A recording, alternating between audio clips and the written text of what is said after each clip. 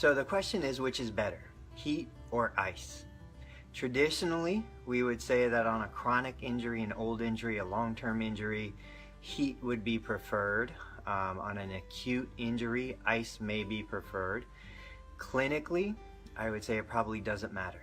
You know, when we look at the function of heat or ice, when you break it down, basically what we're looking for is altered sensation. We typically use ice for pain reduction, but when you think of it clinically, I can take a 32-degree ice pack.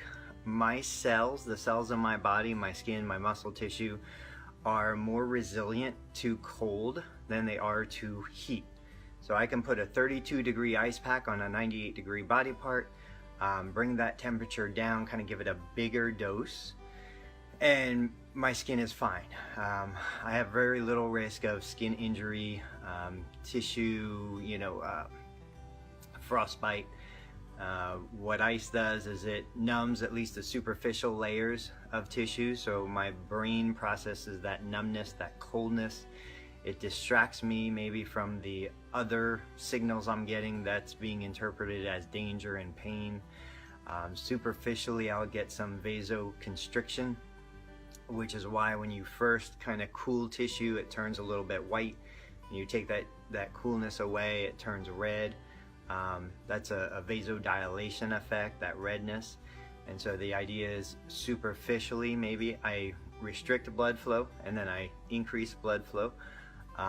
We know that ice applied to an acute injury may reduce secondary tissue damage from the immune response to the initial injury.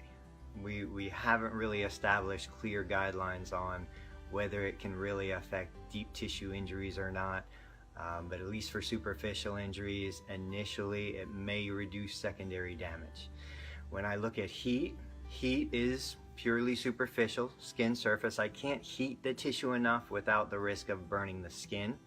So the idea is heat is warm, it's soothing, it's relaxing, it makes us feel nice.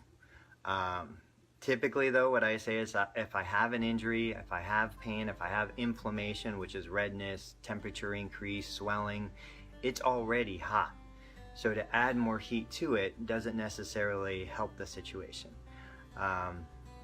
But if I have a patient, if you're a patient that prefers the sensation of heat, it makes you feel good and allows you to do more movement, more activity, use heat.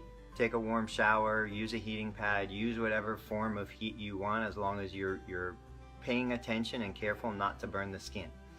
If you are the person that responds well to ice, ice feels good, ice numbs the area and makes you be able to move the injured site, use ice. You know, my typical recommendation for ice is about 10 minutes. Clinically, we don't have clear guidelines on how long to ice an injury. But what I would typically say is that once you pull that ice pack out of the freezer and put it on your skin, it's immediately starting to warm. The benefits of the sensation, the altered sensation, probably is done at about 10 minutes.